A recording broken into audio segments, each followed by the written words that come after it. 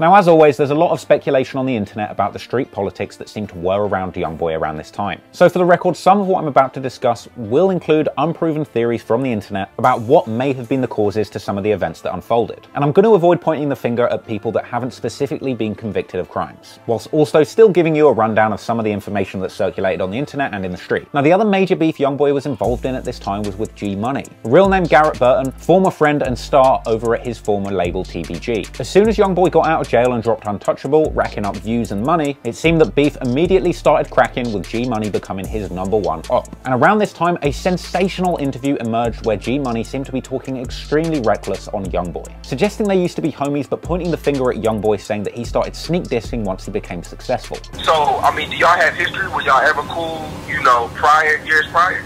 Yeah, that little nigga was like my little partner. He used to be like my little brother. He stayed with me and everything. You know, like everything was still all good until he started, you know what I'm saying, like doing his own thing, getting him a little buzz, getting a little money. He just got the big head and just started like in it, like the feelings he been feeling probably deep down inside that he was scared to put out.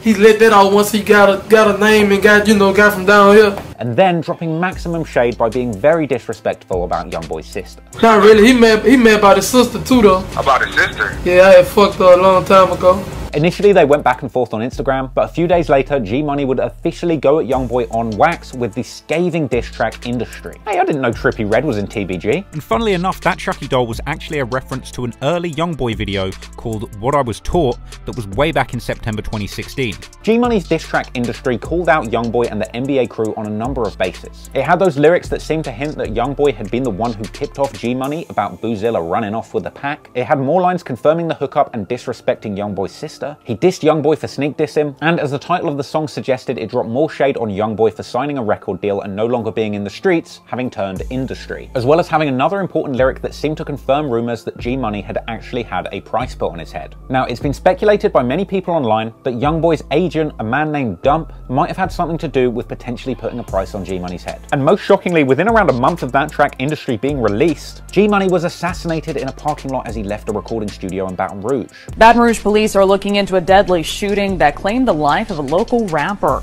Police say someone shot and killed 22-year-old Garrett Burton on Dallas Street around 1:20 last night. Once this went down, all eyes were on the NBA crew and a lot of unverified speculation began to circulate. DeAndre Fields, aka Lil Pap or NBA Pap, was eventually arrested in connection to the incident and bailed around June 2019. Interestingly, Pap is actually the brother of NBA Ben 10, aka Ben Fields, who, if you remember, got arrested for being in the car with Youngboy in that same incident that Youngboy got the 10-year suspended sentence for, as well as having been rumored to have had some sort of involvement with the G Money beef, with some wild information floating around on the internet which I'm definitely not going to get into here. Because let's not forget, everybody is innocent until proven guilty, and plenty of alternative theories exist around what happened to G Money. One of which is that G Money's demise may have potentially happened from a completely unrelated beef stemming from an earlier stick-up gone wrong. And a recent interview with current TBG frontman and former best friend of G Money, Fredo Bang, suggested that he thought that the man charged didn't actually do the deed. Meanwhile, others have looked to NBA affiliate BBG Baby Joe for answers, citing a lyric on his track Buzzer Beater potentially pointing to some information. A track that, for the record, is very conveniently not found on Lyric Genius. In that track, he drops the line "Herm catch 'em walking out," which some have speculated may have been a reference to the fact that this all went down when G Money was walking out the studio, and Herm referring to NBA Herm, or Herm the Black Sheep, aka the dude that YouTube comments say has NBA Youngboy's mansion smelling like feet. Nah, no way is it Herm. What, the guy that literally just released a song called Homicide? Seems like a stand-up guy to me. But anyway, regardless of what theory you want to buy into, the rumor that Dump might have had something to do with putting a price on G Money's head seemed to pick up steam, and unfortunately he would face some sad consequences soon after this incident.